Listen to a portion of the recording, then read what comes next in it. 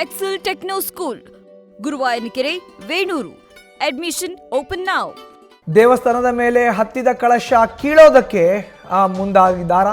ತಿರುಪತಿ ಗೋವಿಂದ ಸ್ವಾಮಿ ದೇವಸ್ಥಾನದಲ್ಲಿ ಭದ್ರತಾ ಲೋಪ ಆಗಿದೆ. ದೇವಸ್ಥಾನದ ಗೋಪುರವೇರಿ ಕಳಶ ಎಳೆಯಲು ಯತ್ನಿಸಿದ್ದಾನೆ ಭೂಪ.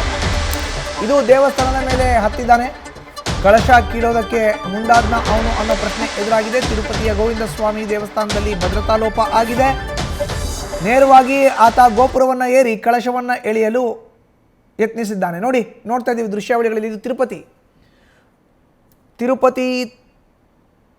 ತಿರುಮಲದಲ್ಲಿ ದೇವಸ್ಥಾನದ ಗೋಪುರವನ್ನು ಏರಿ ಅದರ ಕಳಶವನ್ನು ಕೀಳೋಕೆ ಪ್ರಯತ್ನ ಪಟ್ಟಿದ್ದಾನೆ. ಕಷ್ಟಪಟ್ಟು ಕೆಳಗಿಳಿಸಿದ ಬಳಿಕ ಕಾರಣ ಕೇಳಿ ಪೊಲೀಸರೇ ಶಾಕ್ ಆಗಿದ್ದಾರೆ. ಕುಡಿಯೋದಕ್ಕೆ ಎಣ್ಣೆ ಬೇಕು ಅಂತ ಬೇಡಿಕೆ ಇಟ್ಟಿದ್ದ, ಮದ್ಯ ಸೇವಿಸಿ ದೇವಸ್ಥಾನಕ್ಕೆ ಎಂಟ್ರಿ ಕೊಟ್ಟಿದ್ದಾನೆ.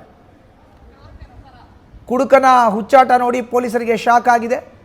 ಭಕ್ತರು, ದೇವಸ್ಥಾನದ ಸಿಬ್ಬಂದಿಗೆ ಆತಂಕ ಕೂಡ ಆಗಿದೆ. 3 ಗಂಟೆ ಬಳಿಕ ಹರಸಾಹಸ ಪಟ್ಟು ಆ ಶಿಖರವನ್ನು ಏರಿದಂಥ ಏನು ಆ ಭೂಪ ಇದ್ದಾನಲ್ಲ ಅವನ್ನ ಕೆಳಗಡೆ ಇಳಿಸಿದ್ದಾರೆ. ಪ್ರಕರಣ ದಾಖಲಾಗಿದೆ. ಈಗ ವಶಕ್ಕೆ ಪಡೆದಿದ್ದಾರೆ. ಅವನನ್ನು ವಿಚಾರಣೆ ಕೂಡ ನಡೆಸ್ತಾ ಇದ್ದಾರೆ.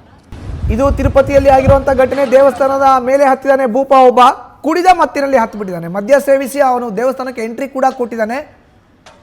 ಇವನು ಹುಚ್ಚಾಟ ನೋಡಿ ಭಕ್ತರು ಮತ್ತು ದೇವಾಲಯದ ಆಡಳಿತ ಮಂಡಳಿ ದಂಗಾಗಿದ್ದಾರೆ.